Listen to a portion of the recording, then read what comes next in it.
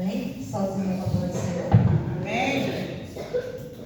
Vou estar deixando para a meditação da igreja, aqui em 1 Samuel, capítulo 3, versículo 1. 1 Samuel, capítulo 3, versículo 1, que diz assim: E o jovem Samuel servia o Senhor perante Eli.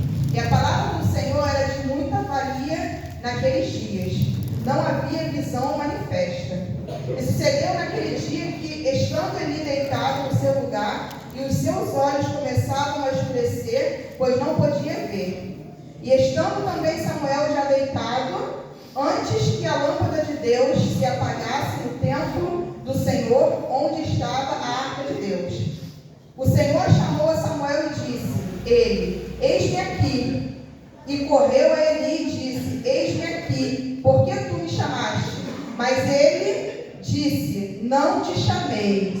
Eu torna a deitar-te. E foi e se deitou. E o Senhor tornou a chamar outra vez a Samuel, o qual levantou e foi a Eli e disse: Eis-me aqui, por que tu me chamaste? Mas ele disse: Não te chamei eu, filho meu, torna a deitar-te. Porém, Samuel ainda não conhecia ao Senhor e ainda não lhe tinha sido manifestada a palavra do Senhor. O Senhor, pois, tornou a chamar a Samuel terceira vez, e ele se levantou e foi a Eli e disse: Eis-me aqui, por que tu me chamaste?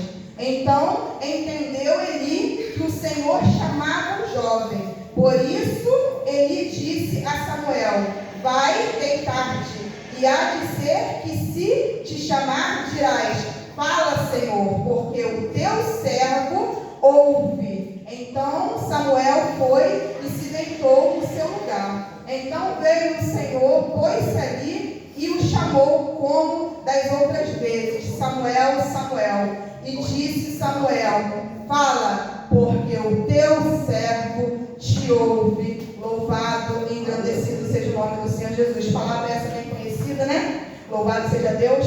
A palavra de Deus diz que o Senhor chamou Samuel, louvado seja Deus, 4 vezes. E ele só entendeu na 4ª vez porque ele explicou para ele que era a voz do Senhor Jesus. E não é diferente na minha e na tua vida, não. Muitas das vezes Deus ele nos chama pela madrugada, muitas das vezes Deus ele nos chama no nosso serviço, muitas das vezes a gente está atarefado até dentro de casa mesmo, porque nós mulheres sempre estamos muito atarefadas. Muitas das vezes o Senhor nos chama, não só uma, nem duas, nem 3 vezes, mas muitas